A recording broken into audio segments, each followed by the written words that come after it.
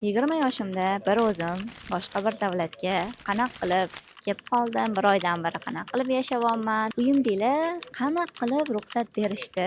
Mana shu haqida bu videoda gaplashamiz va men Almoza kimligim haqida ham tanishtirib o'tib ketaman. Ismim Almoza, 20 yoshdaman va 4 yildan beri videografiya sohasida O'zbekistonda ishlab, Istanbulga kelganimga 1 oy bo'ldi. YouTube blogimni yuritishga qaror qildim. Bu blogda sayohatlarim bilan bo'lishib boraman. Birinchi sayohatim albatta Istanbul va keyingi sayohatlarim Turkiya ichidagi boshqa davlatda bo'ladi nasib qilsa.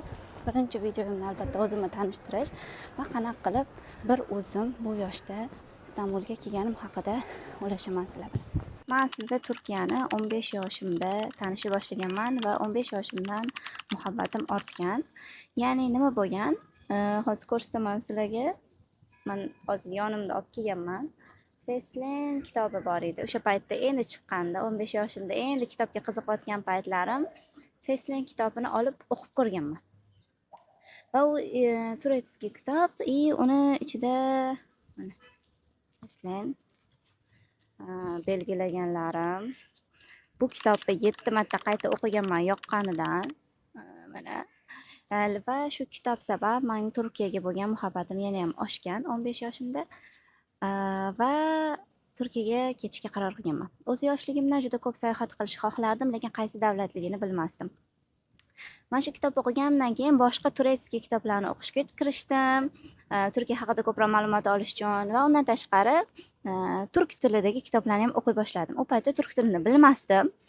O'zimni kasbimdan kelib chiqib, Turkiyadagi turk tili kitoblari sotadigan bitta do'konda video olishni boshladim va u kitob do'koni aytdiki, kitoblarimni o'qib chiqib videoga olishingizni tavsiya qilaman. Ham o'zingizga turk tilini o'rganasiz va ham kitoblarimni ma'nosi bilan videoga olib berasiz degandilar. Va shu bilan men turkcha kitoblarni o'qidim. Turkiyaga yana ham muhabbatim ortdi. Ya'ni o'zim yozishni yaxshi ko'rganim uchun ham turklar ko'proq yozishga ko'proq urg'u berishadi. Mana shu xislatlari menga yoqdi. Va Turkiyaga ketishga qaror qildim o'sha paytlari. Va uyimdagilarga kelib aytdim, 15 yosh paytimda hali maktabni bitirmaganman. Maktabni bitirsam Turkiyaga universitetga kirmoqchiman deb aytganimda, uydagilarim yo'q deyishdi. Chunki sabablari bor, buni keyinchalik aytib beraman. Va Turkiyaga muhabbatim mana shunaqangi ortdi. Ya'ni 15 yoshli qizaloq Turkiyaga qanaqa qilib boradi, nima qiladi bilmaydi, lekin o'sha kitoblarda o'qigan lokatsiyalarni xayollarida jonlantirib, Instagramlarda, Pinterestlarda rasmlarini ko'rib, rosa ko'p borgisi kelardi. Ya'ni 15 yoshli Almozani mana shunaqangi sarguzashtlari haqida. Va o'sha paytdan boshlab men dugonalarimga kimni tanisam Turkiyaga boraman derdim va men O'zbekistonda tanilgan hamma Turkiyaga bir kun ketadi degan niyat qilardi. Lekin ko'pchilik bora olmaysan derdi. Ko'p orzu qilma derdi. Lekin mana hozir shu videoni Istanbulda yozaman. Videoni yozish qiyin bo'lyapti, chunki men hozir Sultonahmetning o'rtasida sayyohlar menga qarab o'tib ketayotgan paytda yozyapman. Juda hayajon bilan blogimni boshlashga qaror qilganim uchun so'zlarim zo'r bo'lmasligi mumkin, lekin bu meni birinchi videoyim, birinchi blogim. Shu sababli hayajonni bosishga harakat qilamiz. 3-4 yoshlarimda ruguzagim bo'lardi. Ruguzagimga o'zimni kerakli narsalarimni, o'yinchoqlarimni, kiyimlarimni sovib olib, orqasiga adyol bo'ylab olardim va magazin, mahalla, dom yoki bo'lmasa bog'chamga, ya'ni har xil turli uyushtirardim o'zim. Kerak bo'lsa o'rtoqlarimni ham chaqirardim bu narsaga majburlab yoki ixtiyoriy. Va uchastkaga ko'chganimizdan keyin 6 yoshlarimda hovlimiz juda keng bo'lgan va o'tlari, ya'ni mana men o't bor, o'sadigan o'sha o'tlari bo'yim baravar o'sardi va o'shani ichiga o'tlarni ichiga yashirinib olib, chayla qurib o'tirardim. O'sha yerda mehmon o'ynardim o'rtoqlarim bilan, xuddiki o'zimni boshqa bir sayyorada his qilardim. Ya'ni sayohat qilishni yaxshi ko'rardim. Nimaga? Yoshligimizda multfilmlar bo'lardi, Dora degan yoki boshqa sayohatga oid videolar, multfilmlar. Mana shuni ko'rib katta bo'lib, o'zimni sinab ko'rishni xohlardim. Lekin men u payt bilmasdim boshqa davlatlar borligini, rostdan bilmasdim. Ya'ni boshqa davlatlarga sayohat qilish mumkinligini bilmasdim, chunki bizning oilada sayohat qilish yo'q bo'lgan. Ya'ni hech kim sayohat qilmagan.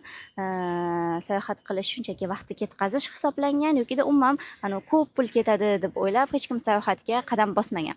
Shu sabab birinchi bo'lib men qadam bosganimga ko'pchilik ko'tara olmadi desam, bola shunaqa bo'lgan. Oilamiz aytganimdek sayohat qilishga umuman xohlamaydigan inson bo'lgan. Umuman oilamiz emas, urug' aymog'imiz, yetti pushtimiz deydi-yu. Oilaviy tugur, xotin tugur, bitta qiz bola tugur, o'g'il bola ham chet elga chiqishi juda vahmali ish bo'lgan. Ya'ni chet el juda yomon. Nafaqat qiz bola uchun, balki o'g'il bola ham buzilib ketadi, o'g'irlab ketishadi, qulqib sotib yuborishadi. Mana shunaqangi qo'rquvlar bo'lgan.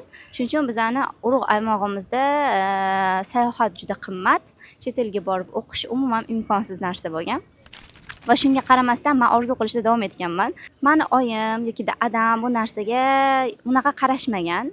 Ya'ni ota-onam hatto qaytamga Amerikada o'qitaman deyishardi. Ya'ni adam seni Amerikada o'qitaman, ingliz tilini o'rgan derdilar.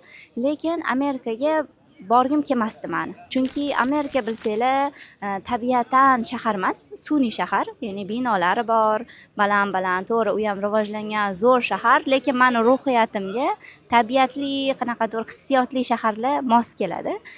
Shu sababli meni uncha Amerikaga borgim kelmasdi. Keyinchalik katta bo'ldim. 15, 16, 17, 18 yoshimgacha har kuni men Turkiyaga ketaman, men Turkiyaga o'qishga ketaman deb uyimdagilarga aytardim.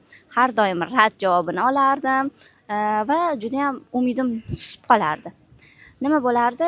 Harakat qilmasdim. Shunchaki birinchi bo'lib ruxsat olsam, keyin harakat qilaman deb o'ylardim. Hali O'zbekistonda unaqangi ko'p ishlar qilib yormaganman. To'g'ri, o'zim erkin videografiya sohasida ishlab, o'zim pul topib, o'zim xohlagan joylarimga borib, O'zbekiston ichida ishlashimga, o'qishimga qo'yib berishgan, ruxsat berishgan, lekin baribir men keyingi farzand bo'lganimga unaqangi boshqa davlatga qo'yib yuborishga meni hali tayyor emas deb hisoblashgan va men ham juda ham jahl qilib harakat qilmay qo'yganman.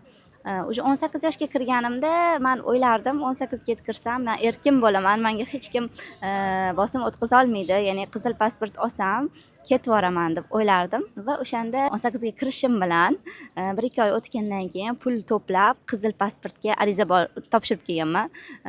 Xuddiki yani qochayotgan odamlarga o'xshab borib rasmga tushib kelganman xullas. Eslolmayman, qanaqa qilib borganman, qanaqa qilib to'lov qilganman, nimaga unaqa qilganman va uyimdagilardan bekitib qizil pasportga ariza topshirib kelganman va bemalol yana yashashda davom etganman, ishlab uyga kelib. Bir kuni uyimdagilarga telefon qilishyapti. Ya'ni shu qizingiz qizil pasportga ariza topshirgan ekan, xabaringiz bormi deb uyimdagilarga. Uyimdagilar xabari yo'q albatta va yo'q xabarimiz deyishgan. Va u yoq pasportning stoldagilar ham qo'rqib ketishgan. Ya'ni 18 yoshli endi voyaga yetgan qiz qanaqasiga uydagilardan bexabar pasportga topshiryapti. Iltimos kelib keting deyishgan, ro'diga oshirib yuborishgan ishimni. Ya'ni muammolar bo'lib ketgan, akam jahllari chiqqan juda ham, nimaga sen bizdan bekitib qizil pasport olding deb. O'shanda suvdan quruq chiqib ketganman, chunki umraga ketishayotgan payti men ham qolib ketmay, men ham balki pul topsam ketarman degan umidda sizlardan bekitib topshiruvdim deganman, lekin asl maqsadim Turkiyaga o'qishga ketish bo'lgandi. Va akam qizil pasport chiqishim bilan hatto ko'rmaganman ham u pasportni, akam olib bekitib qo'yganlar. Ya'ni qo'rqqanlar meni qochib ketadi o'qishga, lekin men uyimdagilardan ruxsatsiz, ya'ni bitta odam ruxsat bermasa ham keta olmasdim u payt. Chunki ketishni xohlardim, lekin borganimdan keyin nima qilaman, kim meni kutib oladi, u yoqda qanaqa qilib o'qiyman, u narsalarga savollarimga javob yo'q edi. O'zimda ham qo'rquv bo'lgan. Ham til bilmayman, qaysi o'qishda o'qiyman bilmasdim. Xolam, bir dona xolam bor, ular ham oila qurgandan keyin erlari bilan 20 yil Shvetsariyada qolib ketishgan, o'sha yerda yashab, o'sha fuqarosi bo'lib, shundan qo'rqib, meni ham ular endi oilaviy ketishgan erlari bilan, bolalari bilan, men bir o'zim hali turmushga chiqmaganman. Shu sababli juda ham qo'rqishgan, meni chet elga jo'natganim. O'zi o'zbek oilalarini ko'pida shunaqa, ya'ni qiz bola chetga chiqsa buzilib ketadi, chet xavfli, o'qish xavfli ba'zi bir oilalarda va shu sababli bizning ham oilada ham shunaqa bo'lgan, ya'ni chet elga chiqish xavfli. Rostdan ham chet elga chiqish qiyin, to'g'ri, lekin oila a'zolari kimdir yordam berib tursa, bu yoqda tanishi bo'lsa, agar haqiqatan o'qish niyatida kelayotgan bo'lsa, o'sha qiz ham qaytamga bo't keng fikrlovchi, qiz bola o'zi mustaqil bo'lishga urinadi, fikrlashi o'sadi. Ya'ni universitetlarda ham butun dunyodan kelgan talabalar bo'ladi, faqat o'qish niyatida kelgan va ular bilan birgalikda suhbatlashib, har xil xarakterlarga, hayotda qiyinchiliklariga chet elda oddiy o'zini yurtida o'qigan qizdan ko'ra ko'proq moslasha oladi, lekin bu narsani uyimdagilar tushunmasdi. Va qizil pasportimni olib qo'yishganidan keyin man 2x cho'kkanman, chunki uje endi man uyimdagilarni ruxsatisiz hech qayerga chiqa olmayman. Ya'ni qizil pasportim ham yo'q. Va o'shandagi holatimni tasavvur ham qilib bo'lmaydi va men yana davom etganman, lekin dalsha uyimdagilarni ko'ndirishga, iltimosman keting, ruxsat olishga. Inson boshqa davlatga, ya'ni sayohatga chiqqanda o'zini qadriyatlariga qattiq bo'lishi kerak. O'zini qadriyatlariga agar qattiq bo'lmasa, o'zini shu odobi, xulqida mustahkam bo'lmasa, yo'ldan ozib ketishi oson bo'ladi. Chunki sayohatda inson sinaladi degan gap miyamga o'tirib qolgandi va men hech qachon sayohatga chiqmaganman. Mana shu narsadan ham qo'rqardim. O'zimni qadriyatlarimga, xulqimga qattiqmanmi rostdan ham deb. Shuning uchun ichki turizmni tanlaganman. Ya'ni O'zbekiston hududini ichida Zomin, Amirsoy, mana shunaqangi ichki turizm turlari bor va o'sha yerda videograf sifatida ishga kirganman. Ham tekinga borib kelganman, ham pul berishgan, ham sayohat qilganman. Unda uyimdagilardan ruxsat so'ramaganman, lekin bilib qolishgandan keyin unga ham urishgan. Chunki bizning oilada qiz bola nafaqat boshqa davlatga, balki Toshkent, ya'ni men Toshkentda tug'ilib katta bo'lganman. Toshkent hududining tashqarisiga ham chiqish mumkin emas. Ayniqsa toqqa. Ya'ni tog' deganda juda yomon narsalar xayoliga keladi, lekin biz ichki turizm bo'yicha Adirlarda har xil toqqa chiqish, 2 metr tepaliklar, mana shu narsalarda tur bilan birga chiqardik. Har xil insonlar, oilalilar ham bor, yosh katta odamlar ham bor. Va shularni videoga olardim. Ishim bo'lgani uchun unchalik indashmagan, shu ichki turizm bo'yicha men o'zimni qadriyatlarimni sinovdan o'tkazganman. O'shanda bilganmanki, rostdan inson sayohatga chiqqanda qadriyatlari bilan sinaladi. Cho'kib qoldim. Shu yerda o'qolmayman, sayohat qila olmayman, ichimda olov qaynayapti. Kechalari hattoki yig'lab chiqardim Turkiyani sog'inib, qanaqadir ruhim boshqa bir shahardagidek his qilardim o'zimni. Va maktabni o'zi 2023-yil bitirganman va universitetga o'zim xohlab topshirmaganman. Ya'ni opacham bor meni universitetda o'qigan, ya'ni o'qimishli, oilaviy. Va u aytardiki, o'qi, diplom kerak bo'ladi qiz bolaga. Yo'q, meni agar chet elda o'qitmasanglar, men o'qimayman universitetda deb qaror qilganman. Ya'ni qachonki men o'qiyman, boshqa bir davlatda, O'zbekistonda emas. Bu O'zbekiston ta'lim tizimini yomonlash emas, men shunchaki ularga qasd qilganman. Meni jo'natmayapsizlarmi? Demak, o'qimayman ham deb. Va universitetga topshirmaganman. O'zimni soham bo'yicha, videografiya bo'yicha bilimlar oldim, rivojlandim, kamera bo'yicha ishladim, ustoz orttirdim va hayotim yaxshi ketayotgan paytda O'zbekistonda proyektlarim bor. Yaxshi oylik olaman, o'zim eplay olaman, ingliz tili, boshqa tillarni o'rganyapman, lekin baribir nimadir yetishmasdi. Sayohat emas, balki boshqa bir yurtni sog'inchi yetishmasdi. Va o'shandan keyin 19 ga kirganimdan keyin men o'ylab qoldim.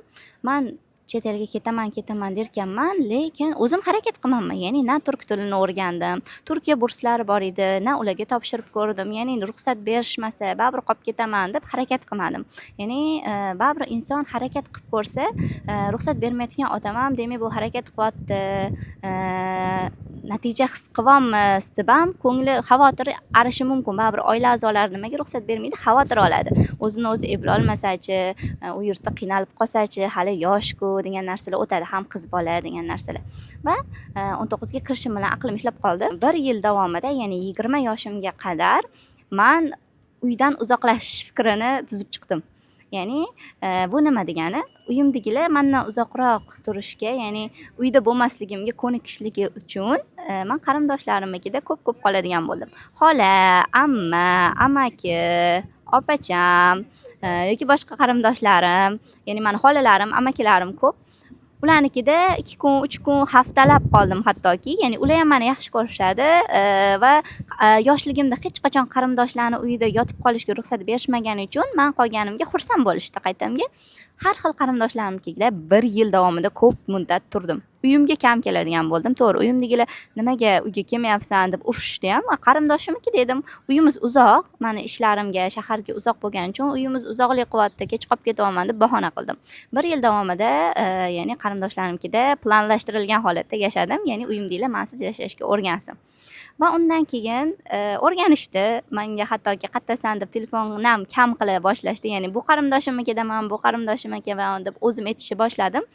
Va men Instagram sahifamni yuritaman. U yoqda asosan meni oila a'zolarim, qarindoshlarim qayerdaligimni bilish uchun kuzatib turishadi. Chunki istoriyamda hozir qayerdaman, nima qilyapman qo'yib boraman.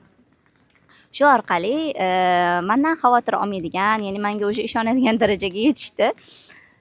Undan keyin esa bir kuni men opachamga aytdim. Opacha, men Turkiyada o'qimoqchiman. O'sha 20 ga to'ldim, yoshim katta. Va opachamga bu fikrni aytganimdan keyin, "Bo'pti, o'qi, bor ket" dedi. Ya'ni qarashaveraman senga ketishingga, nima bo'lsa o'qi faqat dedi. Ya'ni oxiri taslim bo'ldi. Va undan keyin shok bo'lib qoldim. Turkiyaga ketishni xohlardim, harakat qilyapman, ingliz tilini o'rgandim har kuni borib 1-3 oy davomida. Lekin o'sha ket deyishgandan keyin men shok bo'lib qoldim. Voy, qanaqasiga? Qo'rquv tushishni boshladi o'sha. Lekin pasportim yo'q. Meni pulim bor hozir biletga faqat va yangi pasport qildiradigan bo'lsam agar, unga pulim yo'q. Yangi pasport qildiradigan bo'lsam, biletga pulim yetmay qoladi. Rosa o'ylandim, siqildim va akamdan so'rashga qaror qildim. Ya'ni akam pasport olib qo'yganlar.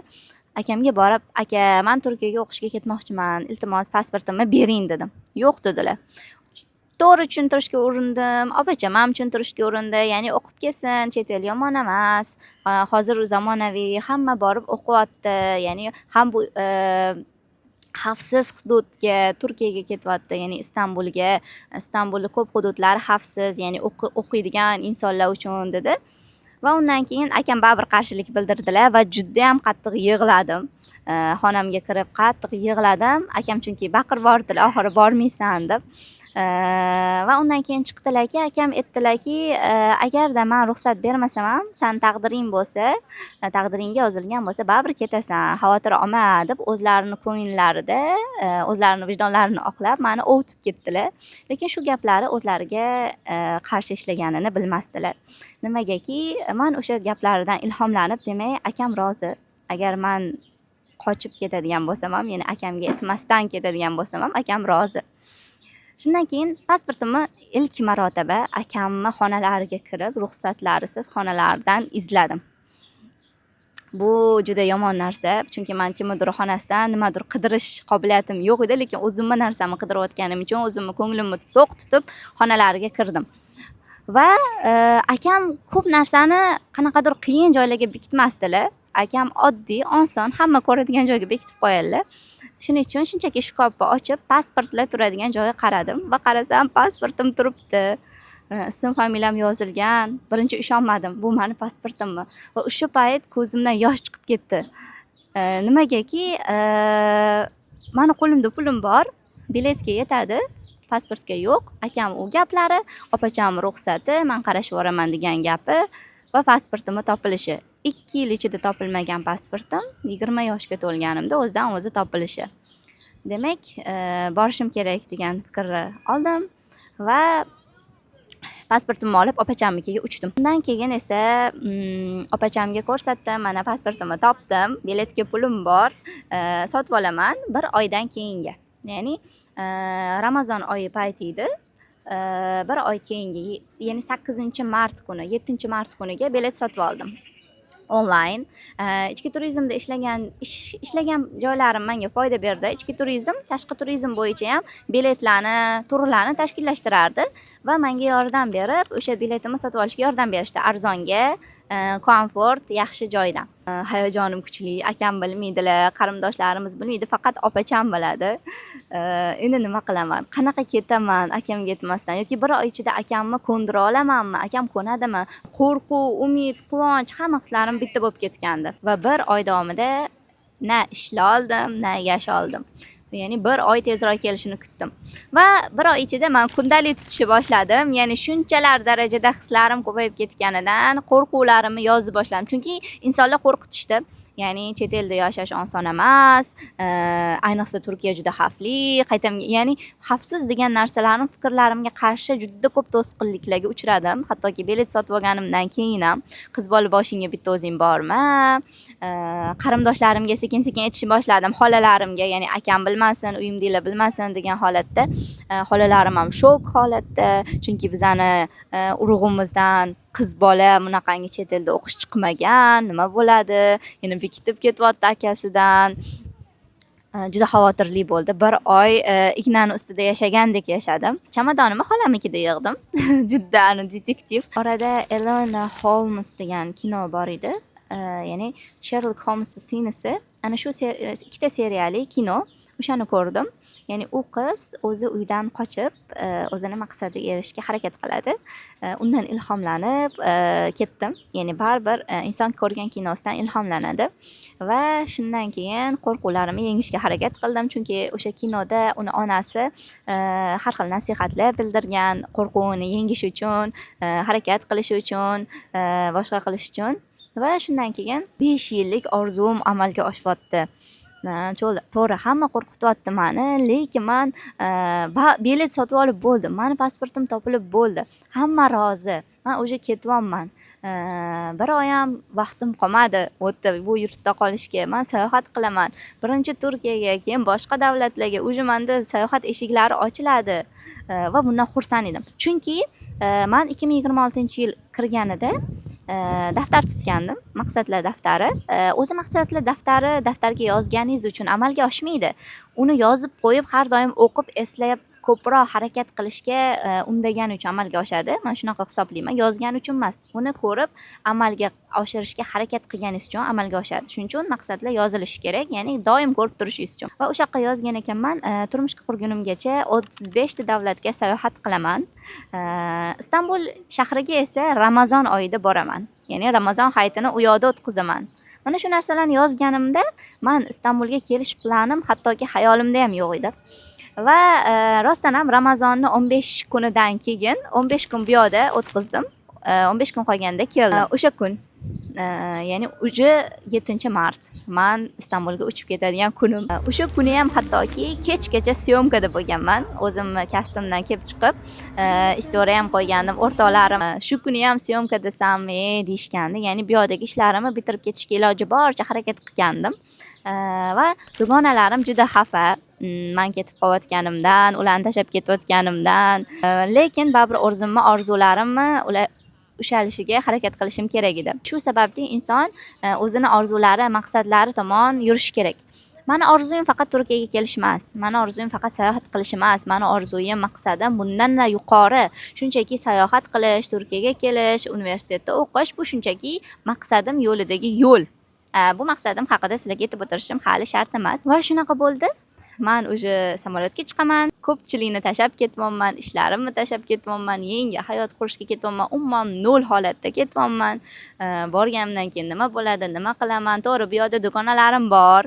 Yaxshiyamki meni kutib olishdi, menga qiyin bo'lmadi, lekin bu narsani hali bilmasdim, chunki meni qo'rqitgan qo'rquvlar bor. Daftarim to'la qo'rquv. Aeroportga boryapman.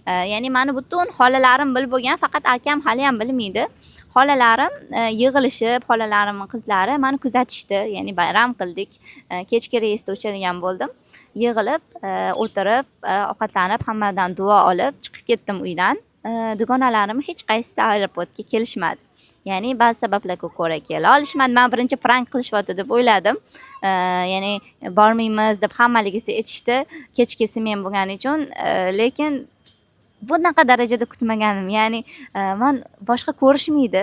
Ya'ni to'g'ri, men ularga ko'ramiz, boraychi, sayohat qilaychi, balki qaytib kelarman dedim, lekin ichimda boshqa davlatlarni sayohat qilib, ya'ni hali beri O'zbekistonga qaytish niyati yo'q niyatlikda ketuvdim va ular kelishmadi. Ya'ni meni kuzatishga hech kim kelgani yo'q.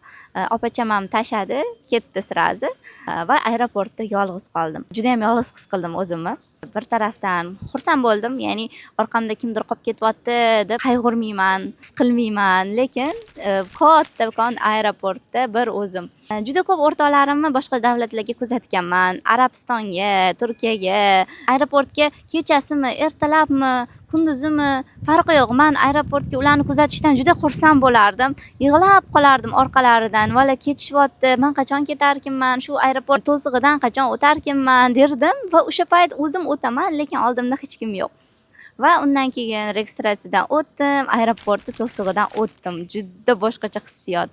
Ya'ni aeroportda to'sig'idan o'tgandan keyin nima bor ortida, qanaqa bosqichlardan o'taman bilmasdim. Masjidi bor ekan hattoki. Bir o'zim yo'limni topib biletim bo'yicha ketyapman samolyotga chiqish uchun. Va oxiri yo'l очередlarda turib samolyotga chiqish uchun avtobusga chiqdim. Ijtimoiy tarmoqlarda bor. Misol avtobusga chiqib qoladi, men boshqa avtobusga chiqib qoldim shekilli bilmasdan deb video olishgandi, lekin men aytdim ichimda, unaqa video olmadim-u, ichimda aytdim. Men bu avtobusga chiqish uchun necha yil kutdim, 20 yil kutdim. Ya'ni tug'ilganimdan beri kutaman degan xayol bilan avtobusda samolyotim tomon ketdim. Avtobusdan tushganimizdan keyin bitta ayollarga meni videoga olib qo'ying dedim. Xolos ebladim. Samolyotga kirdim, oynali tarafdan joy olgandim, u yoqda o'tirdim. Boshqacha his. Hali ham ishona olmayapman, xuddiki tushga o'xshaydi. Ya'ni rostdan ishona olmaganman. Ishona olmaysiz. Men Turkiyaga borishga harakat qilardim, orzu qilardim, lekin bora olishimga ishonmasdim. Va shundan keyin esa samolyot ko'tarilyapti. Butun chiroqlar mayda tochka bo'lib уже yo'qolib qoldi. Ya'ni tungi reysda uchganim uchun shaharlar bo'ylab uchyapmiz, tochka mayda chiroqlar yonyapti. Ya'ni u binolarning chiroqlari tasavvur qilish darajada qiyin. Samolyot davomida 5,5 soat uchgan bo'lsam, biron marta uxlamadim. Chunki har bitta lahzani ko'rishni xohladim. Bulutlar ustidan yurayotganimiz va undan keyin 5,5 soat ichida juda ko'p hislarim o'tdi. Ularni daftarlarga yozdim, rasmlar, videolar oldim va qo'ndik. Qo'nishdagi hayajon ham umuman boshqacha. Men O'zbekistondan uchganimda chiroqlar soni juda ko'p ko'ringandi, lekin Istanbulga, Turkiyaga kelganimda u chiroqlar soni O'zbekistondan bir 10 barobar ko'p. Va qanaqangi katta shaharga kelib qolganimni bildim. Va keyin qo'rquv boshlandi. Eng qizig'i, men na megabaytim bor, na boshqa meni kutib oladigan odam bor, lekin u bilan bog'lana olmayman. Shunchaki aeroportdan chiqib, tilni ham unaqa zo'r bilmayman, keturdim. Oxiri kutib oladigan odamim meni shunchaki aeroport eshigini tagida kutib turgan ekan. Meni tanidi, meni kutib oldi, chamadonlarimni olishdi, menga simiy olib berishdi. Aeroportda kutdim, avtobusimga chiqdim, avtobus pulimni to'lashdi, hattoki qo'limga pul ham berishdi. Men nima bo'lyapti bilmayman, shunchalik darajada meni kutib olishyapti. Ha, mayli, men dollarda berib yuborarman pulligisini dedim, o'zimni qo'ynimda ketdim, uxlab ketdim avtobusda. Keyin o'rtog'imnikiga borib qo'ndim, Havro, ular meni kutib olishdi va ertalab soat og'iz yopadigan paytga yetib bordim, ovqatlanib uxladim va ro'za tutdim. Ertasi kuni o'sha sayohatga ketdik. Qo'nishim bilan, o'rtog'im uyiga kelishim bilan men akamga SMS yozdim. Dartale, aka, boshqa men ketdim, men hozir Turkiyadaman, Istanbuldaman, mendan xavotir olmang deb va o'zi ketmasidan oldin hammaga xat yozib ketgandim. Akamga, kenayimga, akam bilan kenayimgilikni xonamga qo'yib ketgandim, tortmaga. Opacham, boshqa odamlar, yaqin odamlarimga o'zlariga bergandim. Ketganimdan keyin o'qiysizlar deb. O'qishdimi yo'qmi bilmadim-ku, lekin akam o'qigan bo'lsalar kerak. Telefon qilishni boshladilar, baqirdilar, chunki biz Istanbul O'zbekistondan 2 soat orqada. Men 5 da kelgan bo'lsam, bu yoqqa o'sha ularda 7 bo'lgan, akam ishga ketish vaqtlari. Akam yomon qabul qilmadilar. Juda ko'p jahllar chiqmadi. Shunchaki xavotir oldilar. Kimnikidasan, qayerdasan, nima qilyapsan deb. Ya'ni men kutganimchalik jahllar chiqmadi. Demak, ketishimni bilganlar, shunchaki qachon ketishimni bilmaganlar, ya'ni rozi bo'lganlar. Va ko'nglim rozi bo'ldi. Va bu yoqqa kelganimdan keyin sayohatlar qilishni boshladim, boshqa qilishni boshladim. Havosidan, qushlarning sayrashidan, atmosferasidan bir haftacha men rostdan ham Istanbuldaligimga ishonmadim. Rostdan ishonmadim. Xuddiki men uxlayapman, tush ko'ryapman. Ishona olmadim. Va lekin ruhiyatim xuddiki qaytgandek. Misol O'zbekistonda yashaganimda men nimadir tortardi bu yoqqa. Qanaqadir xuddiki ruhim shu shaharda. Va bu yoqqa kelgandan keyin ruhim vujudim bilan birlashgandek bo'ldi. Boshqacha bir ishtiyoq bilan yashashni boshladim. Boshqacha quvonch bilan maqsadlarimga tez harakat qiladigan, ya'ni energiyam oshib ketdi bu yoqda va hali ham ko'p joylarini aylanishga ulgurganim yo'q. Misol hozir Sulton Ahmeddaman, Aya Sofiyadaman. Hali bu yoqqa kirmaganman. 1 oydan oshdi уже. Lekin shu shaharda men ya'ni sayohat bilan boshqa bir shaharda boshqa bir hislarni his qilyapman. Va sizga nima demoqchiman? Bu bilan hech kim ruxsat bermasa ham, uyingizdan qochib bo'lsa ham maqsadingizga erishing demoqchi emasman. Hammaning yo'li har xil. Shunchaki biron bir maqsad qo'yganingizdan keyin unga erishish uchun shunchaki umid bilan cheklanib qolmang. Harakat qilishni boshlang. Hattoki u ushalmaydigan narsa bo'lsa ham, yaxshi agar maqsad bo'lsa, harakat qiling, tilini o'rganing. Agar davlatga bormoqchi bo'lsangiz, u davlat haqida o'rganing. O'qishga bormoqchi bo'lsangiz, qanaqa qilib grantlar yutsa bo'ladi, u bo'yicha o'rganing, izlaning. Uyingizda ruxsat bermayotgan bo'lsa, ular sizlarni o'ylagan holatda ruxsat berishmayapti va ularni ishonchini qozonishga harakat qiling. Nima qilib bo'lsa ham maqsadingizdan voz kechmang. Agarda u sizni qaysidir davlat sizni chaqirayotgan bo'lsa, yoki bir qaysidir maqsad sizni chorlayotgan bo'lsa, har doim harakat qiling. Mana misol hozirgi videoni YouTube blogimni boshlashni ancha o'ylab yurdim, lekin hayajonlarga qaramasdan hozir turistlarning qoq markazida videoga olaman, odamlarga qaramayapman. Biron bir maqsad qilib qo'ygan bo'lsangiz, u yo'lni mas'uliyati faqat o'zingizga tegishli. Buni qila olasizmi, yo'qmi? Bu o'zingizga bog'liq. Ya'ni qo'rquvlaringizni yengib qilsangiz, u xayrli bo'ladi. Qila olmasangiz, shunchaki afsuslanib qolishingiz mumkin. Keyinchalik nimaga qilmadim, nimaga boshlamadim degan narsani afsuslanishdan ko'ra hayajonlanib, qo'rqib, kurashib, harakat qilganingiz yaxshiroq.